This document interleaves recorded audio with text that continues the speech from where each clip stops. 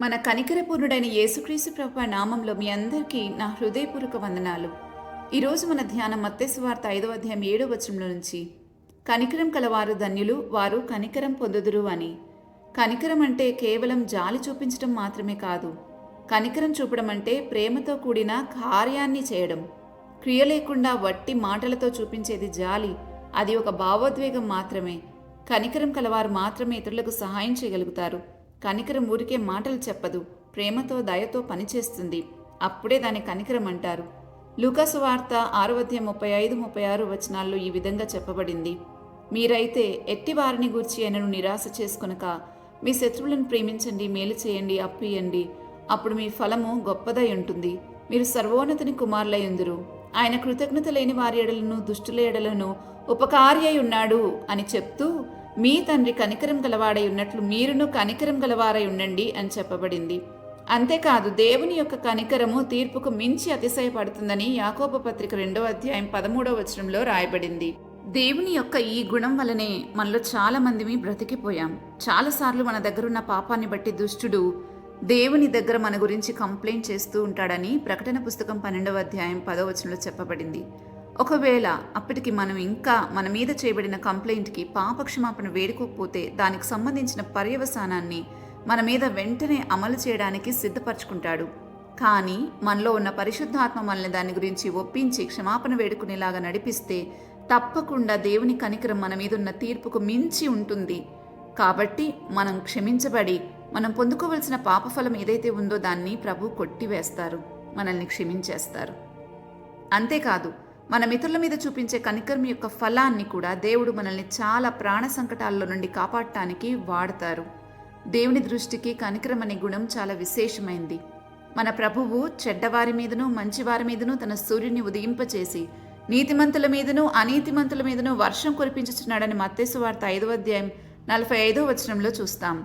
దేవుడే ముందుగా మనల్ని కనికరించారు, మనం దాన్ని పొందుకున్నాం. ఇప్పుడు పొందుకున్న దానినే తిరిగి ఇతరులకు పంచివ్వమంటున్నారు. కానీ అది ఆయన మనకివ్వకుండా అయితే మనల్ని ఇవ్వమనలేదు. మనం ఈ లోకంలో బ్రతుకుతున్నంత వరకు మనకు ప్రతి విషయంలో దేవుని కనికరం అవసరమే. అయితే ఆయన అన్నారు, మీకు ఉంటే మీరు ఇంకా దాన్ని పొందుకోగలుగుతారు అని. దేవుని దగ్గర మనం కనికరం పొందుకుంటే మనకు సమయోచితమైన సహాయం దొరుకుతుందని హెబ్రీయులకు రాసిన పత్రిక 4వ అధ్యాయం 16వ వచనంలో రాయబడింది. మరి ఈ సహాయం ఎవరికి అక్కర్లేదు, అందరికీ కావాలి కదా. కాబట్టి మనం కనికరాన్ని మనలో వృద్ధి చేసుకోవాలి.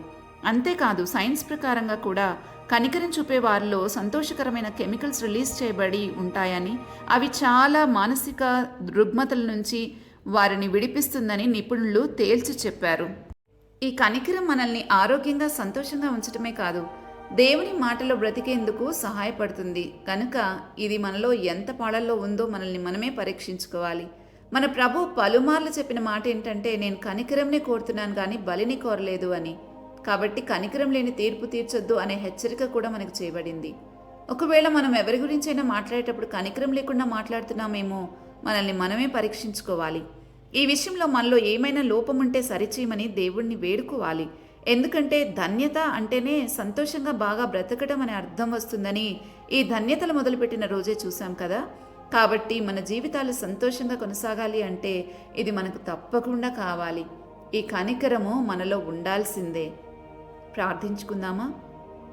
మా తండ్రి, మా దేవా, నిత్యత్వంలో మేమెంత సంతోషంగా బ్రతుకుతామో ఇప్పుడు కూడా అలాగే బ్రతకాలని కోరుకుని మా క్షేమం కోరి మాట్లాడిన ప్రతి మాటను బట్టి నిన్నెంతగానో స్తుతిస్తున్నాం. మీరు చెప్పిన ప్రతి విషయం మా జీవితాలను ఎంతో సంపూర్ణం చేస్తుంది. అందును బట్టి మిమ్మల్ని ఎంతగానో ఘనపరుస్తున్నాం ప్రభు. అయితే మీ దగ్గర నుండి మేము కనికరం పొందుకోవడానికి మీరే మాకు సహాయం చేయాలి. మా జీవిత కాలమంతా మాకు ఎంత కనికరం ఉండాలో అంత మాలో వృద్ధి పొందించమని వేడుకుంటున్నాం.